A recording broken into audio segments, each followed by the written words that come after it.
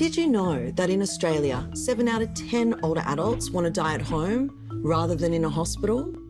And did you know that less than 1 in 5 adult Australians have discussed or formalised a document to state what treatments they would want or consider unacceptable in their last days? And would you be surprised to find out that around the world, of people over the age of 60 who end up in hospital in the last 6 months of life, 1 in 3 are subjected to treatments that won't make a difference to their survival, and in fact, some of these treatments are potentially harmful? Surprised? I was too. This is 10-Minute Genius, and I'm going to tell you about death and dying well, something we should all talk about a lot more often.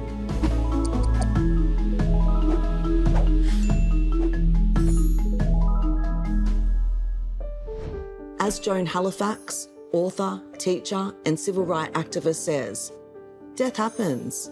It is just death. And how we meet it is up to us. For the last 6 years, my work has focused on the topic of older people dying of natural causes. You might think this is a strange topic for a talk, or even that there's not much to say. You might think, what's new? Old people just die. There is more to talk about than ever. The past 2 decades have given us far more choice than we may think on how we die in old age. I want to persuade you that planning for a good death is just as important as planning for other life events, such as childbirth and marriage. As a researcher working in the field of end of life, and as a nurse who has worked in hospitals with elderly patients and later in the community, I've seen my fair share of deaths. Some have been very peaceful, yet some traumatic, filled with suffering for both patient, families, and the care team. And they are traumatic, not only because a life was lost, but because it could have ended in a better way, if only we had planned certain aspects. Many older patients have cared for their own parents in their own homes at the end of life, and they say they wouldn't have it any other way. When I first started hearing these stories, this came as quite a surprise to me.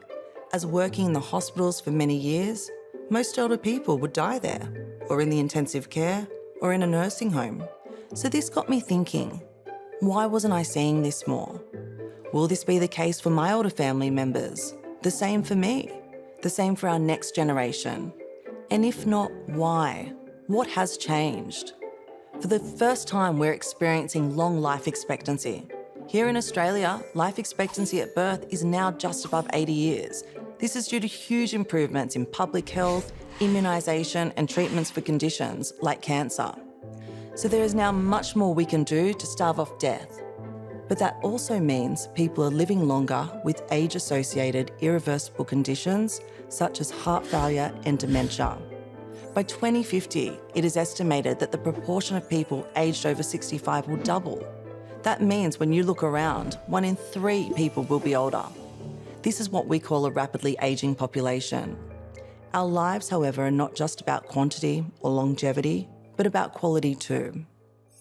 Over 70% of Australians want to die outside of an institution. However, many deaths still occur in hospital and only around 14% die at home. So why are we not dying in a place in older age, like in the good old times my patients remember? We need to reflect. Is doing everything that is medically available for older people dying of natural causes the most appropriate?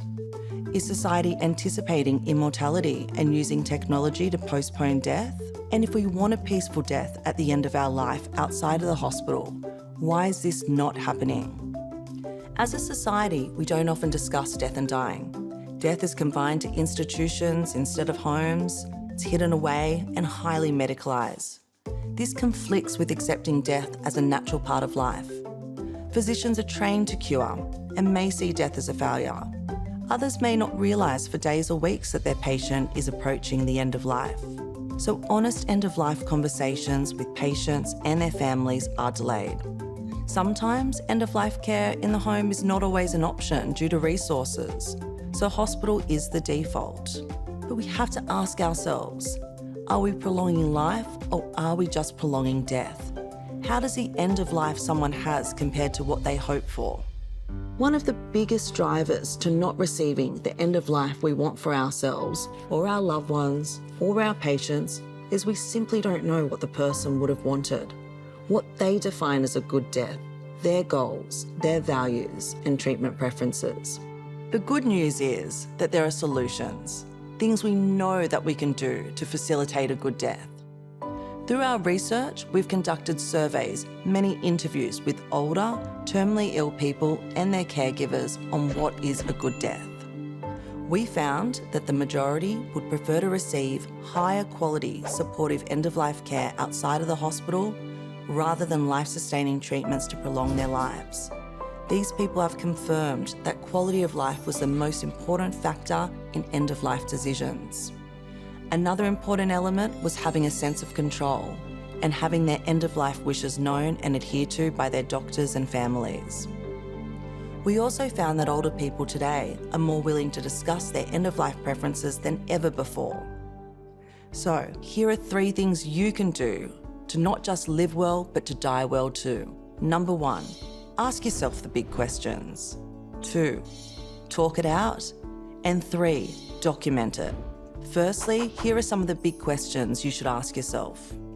What treatments would I not find acceptable when death was inevitably nearing? What is an acceptable quality of life to me? And what does that look like? Who do I want to have close to me when my time comes? Secondly, talk it out. Discuss this with your loved ones and your healthcare team. Don't assume your doctor knows what you would want for your end of life.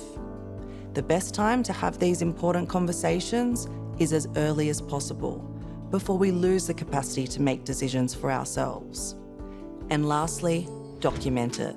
This can happen in the form of a written advance care directive. This is a gift to the people who survive us. Our loved ones and healthcare team will have clear instructions on our preferences, and you can update these regularly if your preferences change over time.